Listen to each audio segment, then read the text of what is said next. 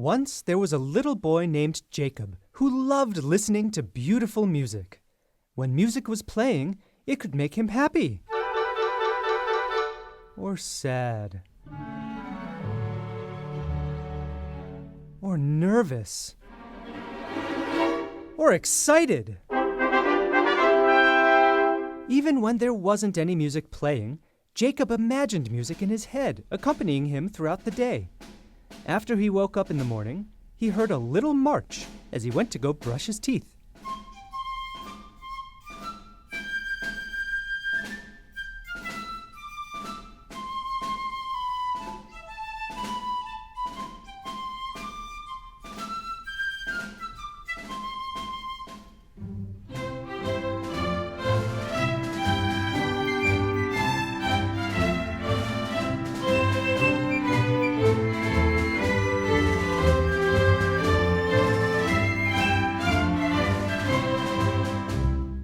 As he rode the bus to school, the rhythm of the bumps in the road seemed to make a little dance.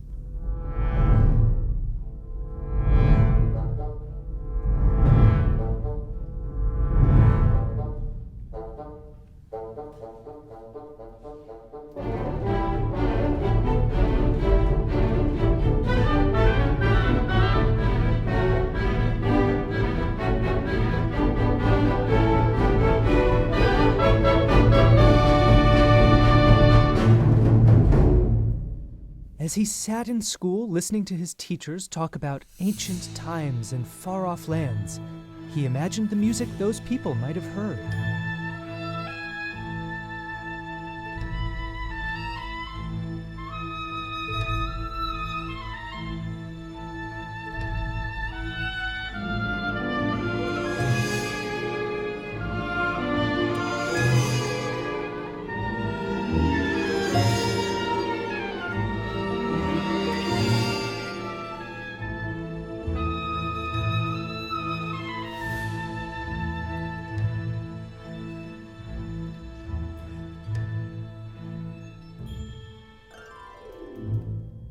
He even imagined music during recess as he played soccer with his friends.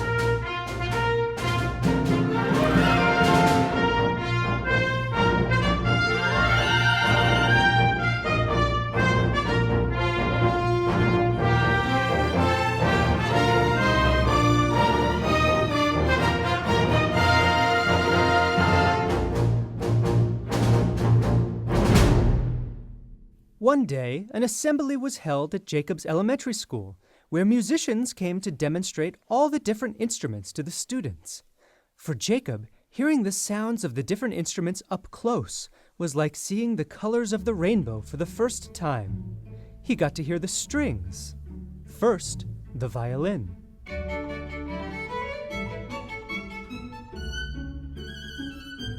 The viola.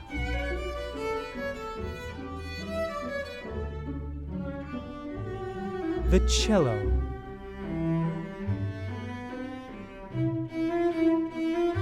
And the bass.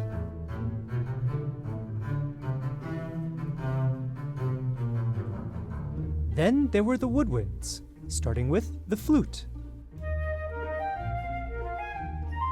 the oboe, the clarinet, and the bassoon. Next came the brass, starting with the trumpet.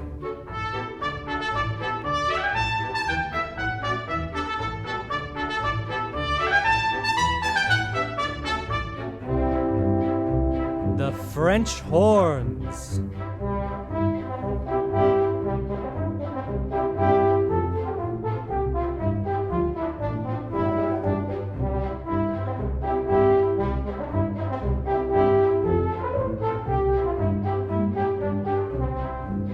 The trombones.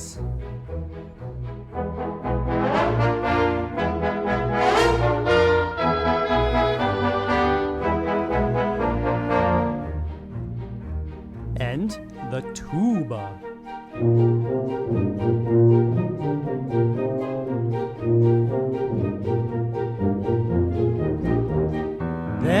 there was the piano.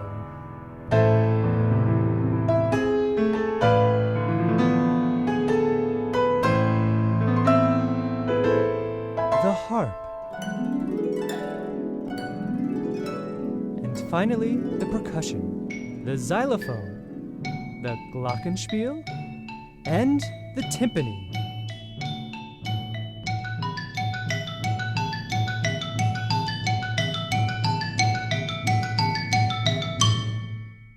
All the students at the assembly were very excited, and each of them decided which instrument he or she wanted to play.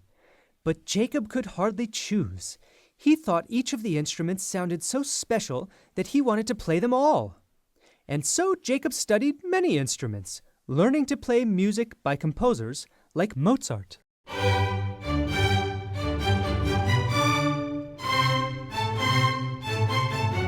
And Haydn.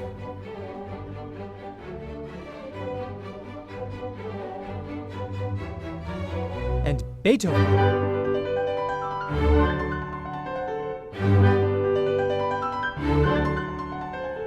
People who lived hundreds of years ago. But one day, when he was listening to the radio, Jacob heard a piece of music so beautiful, he could hardly believe it.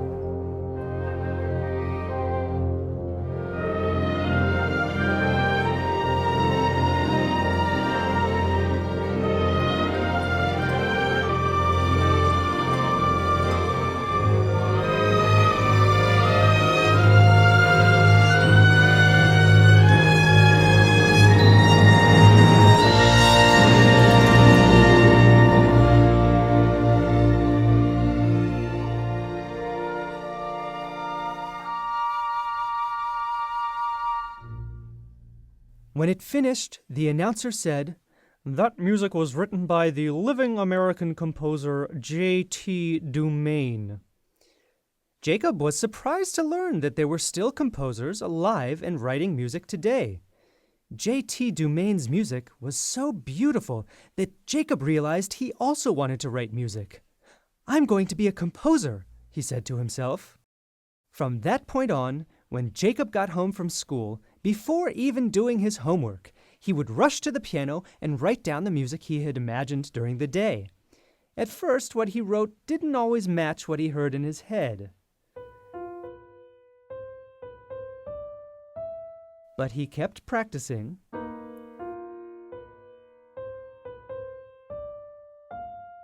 And soon the music Jacob was writing sounded just like the music he heard inside his head. And each day he would bring new compositions to school, and his friends would try playing them.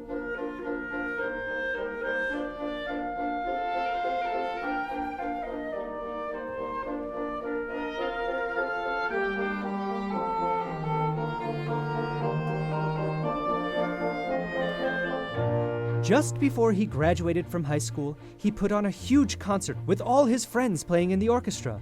It was the world premiere of his Grand Symphony.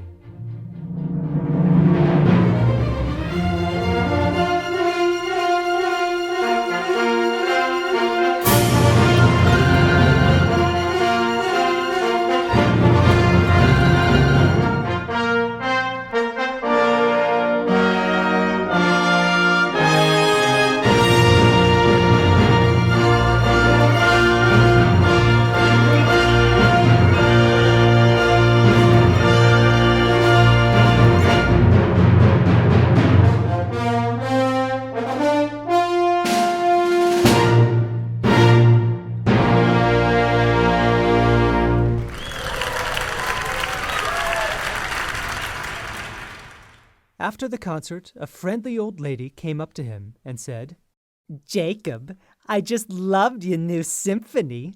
It was gorgeous. Tell me, what are you planning to do after you graduate from high school?" "I'm going to study music and become a composer." "Oh, that's just wonderful. Tell me, who are some of your favorite composers?" "Oh, Beethoven and Mozart. Oh, and of course, J.T. Dumaine." "J.T. what?" "Oh, that's a living composer who I really like." Well, I'm sure that before long, we'll all be seeing your face on the covers of CDs in the music stores. Such a handsome young man. Jacob couldn't help but agree. And so, Jacob graduated high school and went to college to study music, sure that if he paid close attention and studied hard, he would become a great composer, just like his idols.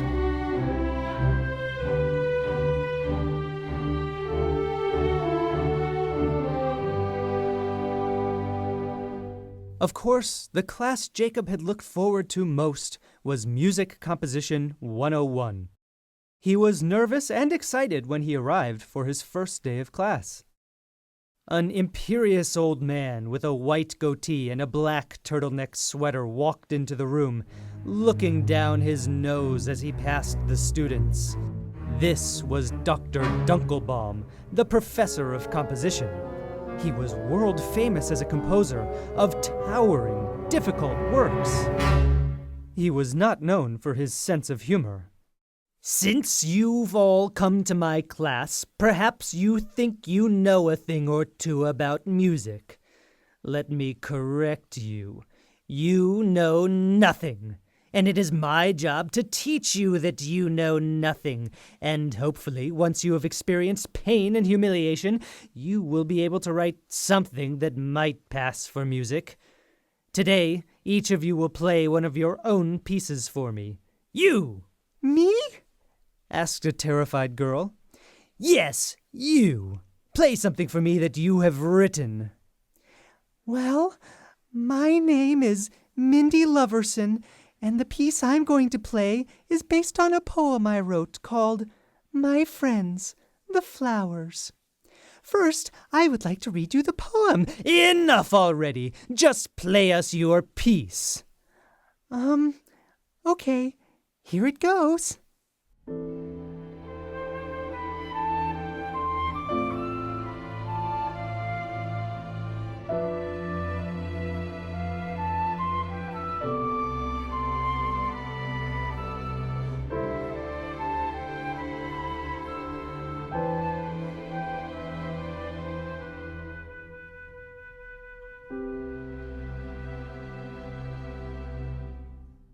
And just what is it you are trying to communicate in this piece, Miss Loverson? Well, if I could just read you the poem, your music, young lady, must speak for itself. This music did not speak to me. It bored me. It bored your colleagues. In fact, the people halfway down the block were bored, and they don't even know why. Who's next? You! The professor pointed to a grungy young man with a scraggly beard, a flannel shirt, and an extravagant tattoo covering his arm. Okay, well, my name is Brody Jackson, and this song is called Jackanoid Apocalypse.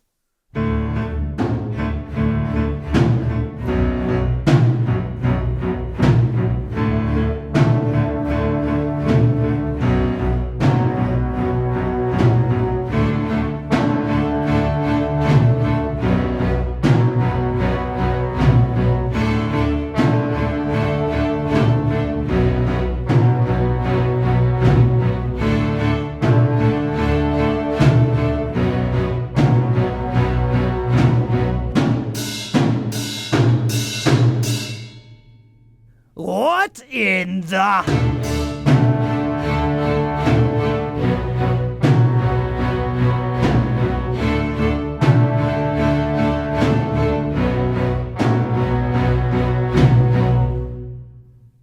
Is it finished?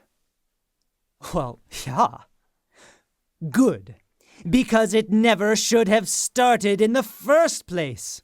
Who's next? You! The professor pointed at Jacob. He had never been so terrified in his life. This is the ending of my first symphony. Oh, your first? And how many have you written? Well, just one. Well, Herr Beethoven, please do treat us to this 19th century bourgeois masterpiece. Okay?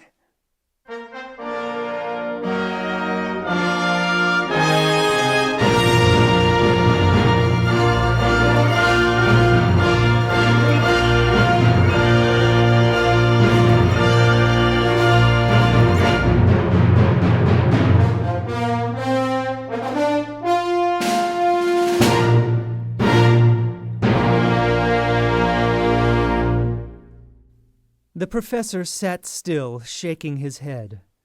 I don't even know where to begin. In fact, I won't! Next, you in the corner. The professor pointed to a young man with spiky black hair and an oversized black smock and tall black leather boots. Okay, so my name is Icon, and I guess I can play this thing, well, I'm not quite sure what it is, but it was inspired by Gregorian chant and Tibetan numerology, and it's called This is the Way Things Are Meant to Be.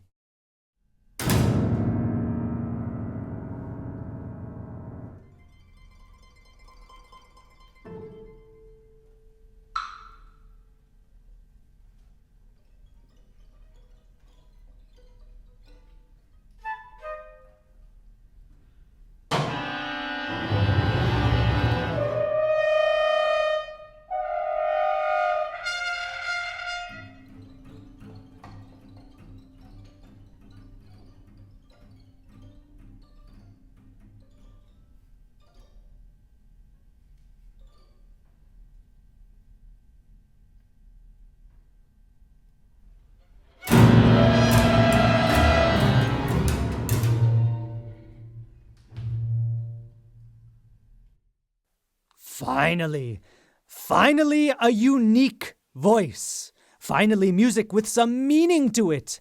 This is something that cannot be taught.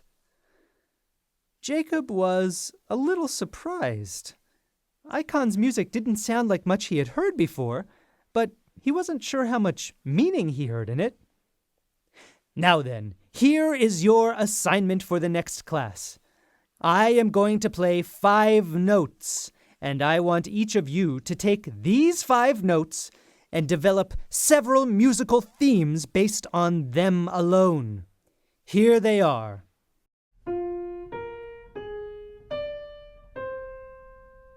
Did everybody get that? These 5 notes.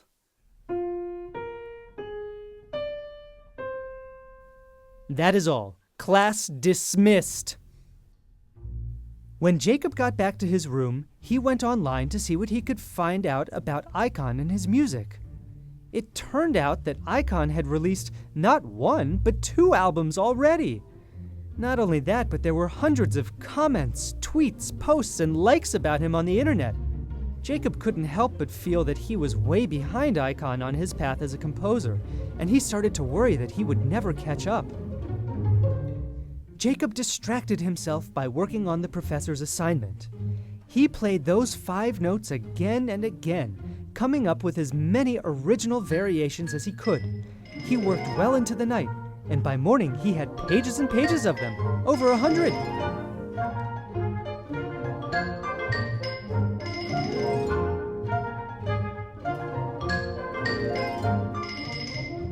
When the class met again, Jacob was sure his new themes would impress everybody, even his professor.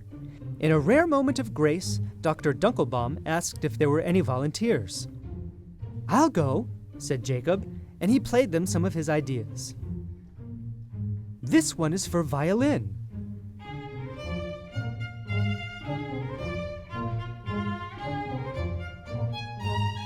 And this one is for oboe.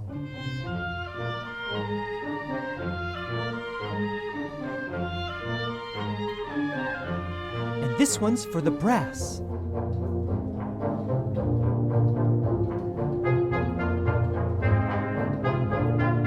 And this one is for clarinets.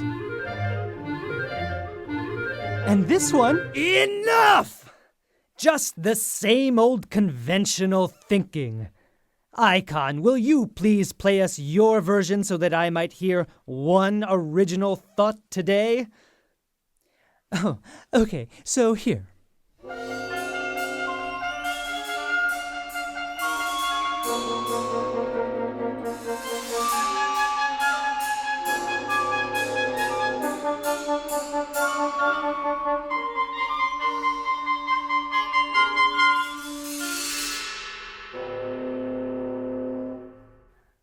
Icon, thank you for thinking outside the box on this assignment and using your creativity.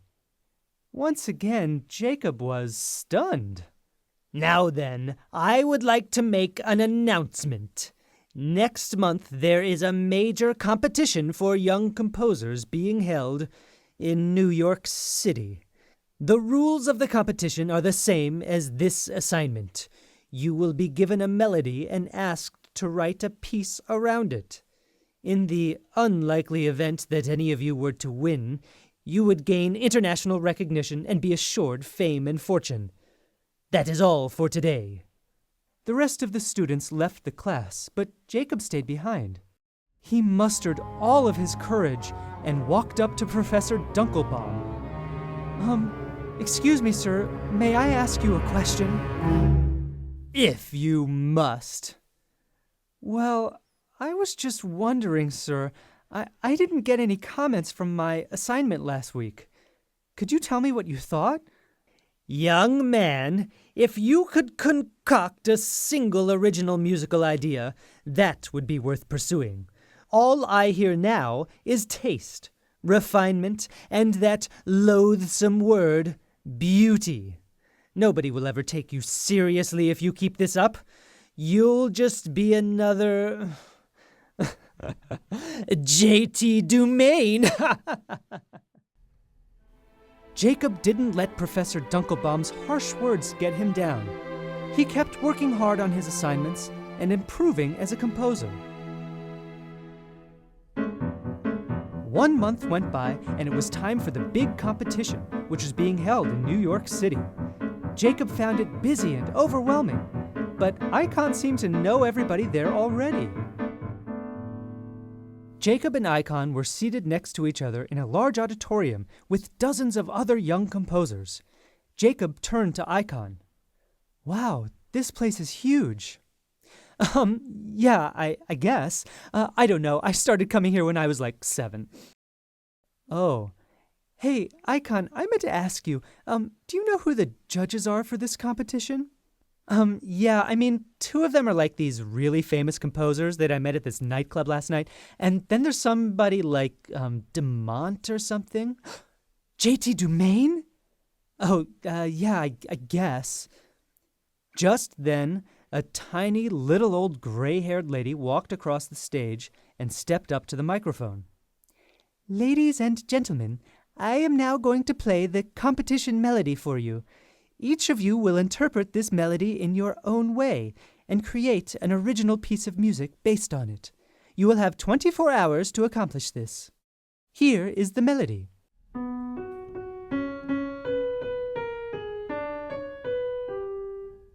And here it is again.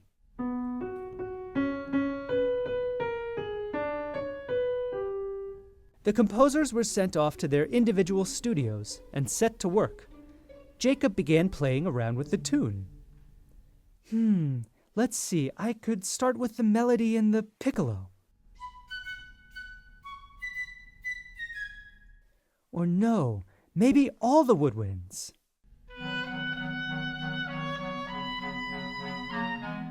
No, maybe something darker, like strings.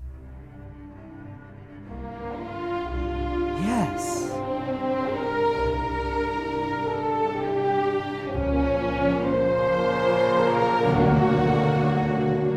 Then something softer for contrast, maybe the harp. And the melody in the clarinet. No, the oboe. No, a duet for both.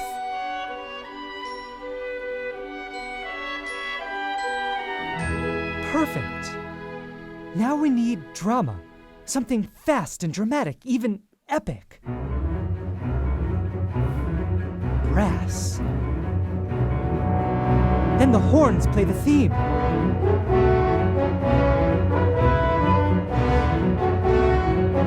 And then the percussion could come in. And so Jacob worked well into the night. As the sun was coming up, he drifted off to sleep, the last notes of the composition still fresh on the page. At noon, the composers met back in the auditorium. The gray-haired lady came onto the stage. Ladies and gentlemen, the judges have narrowed down the field to 2 finalists. Each of their pieces will be performed, and the judges will then render their final decision. The finalists are Icon Chevalier and Jacob Lee. Icon's piece will be performed first.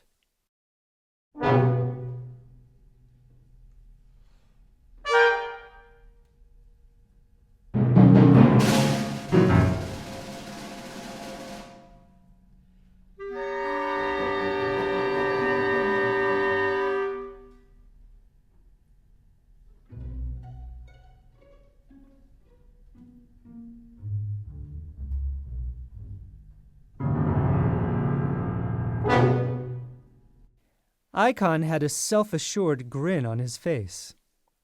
Now we will hear Jacob's piece.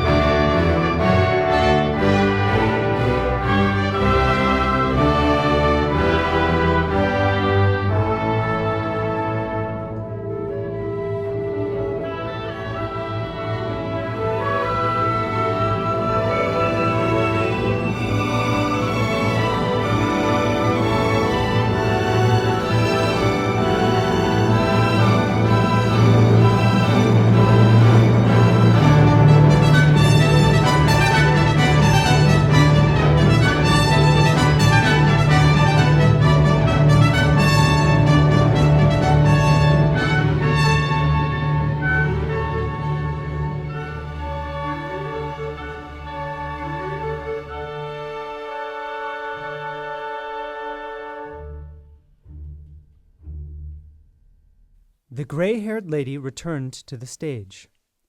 The results of the judges are in.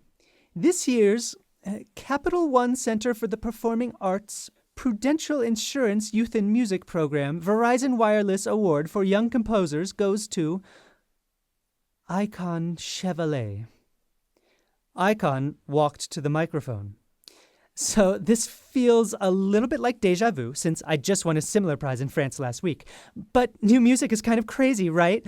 I guess I'd like to thank my agent, my Twitter followers, and of course, our corporate sponsors. Okay, thanks. As the audience filed out of the auditorium, Jacob tried to sneak out the stage door without seeing anybody.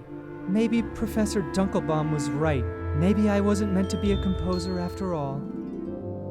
As he was getting ready to leave the music school, the gray-haired lady from the stage came up to him.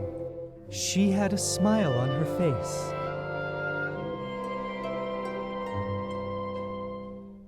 Excuse me, Jacob? Jacob? What? Oh, hello. Jacob, I wanted to congratulate you on your fine work today. Well, I guess it wasn't so great, or I would have won. Maybe so, but let me tell you a story. Picture it, Manhattan, 1975. A concert is held featuring the music of two promising young composers. One, a fresh-faced young girl from the Midwest. The other, an angry, arrogant New Yorker. At the concert, the audience goes wild for the first composer. But in the New York Times the next day, the critics love the second. He goes on to a brilliant career, writing the same lifeless, angry pieces over and over again. He has fans and admirers, but never any real friends. Oh, well, what happened to the girl? The girl? Well, the first thing she did was cancel her subscription to the New York Times. But she kept writing the kind of music that she loved, and she taught a generation of young musicians. But she also made friends with artists, writers, and thinkers. She tended her garden and lived a happy life, even if she wasn't famous. Jacob, that arrogant, angry young man was your teacher, Professor Dunkelbaum. And that fresh-faced young girl was me, Julia Thompson Dumaine. Julia Thompson? Wait, you're J.T. Dumaine? You've heard of me? Of course, I love your music. She smiled. I'll tell you this, Jacob. Every time somebody tells me they love my music, I remember why I began composing in the first place. I've always written music that I like myself, that expresses something inside of me. Keep writing your own music, Jacob, and someday, when someone else tells you that they love your music, you'll understand why you became a composer. She started to walk away, and then turned back around. Oh, and by the way, Icon got 2 of the judges' votes, and you got 1. And from that moment, Jacob knew that he had become a composer.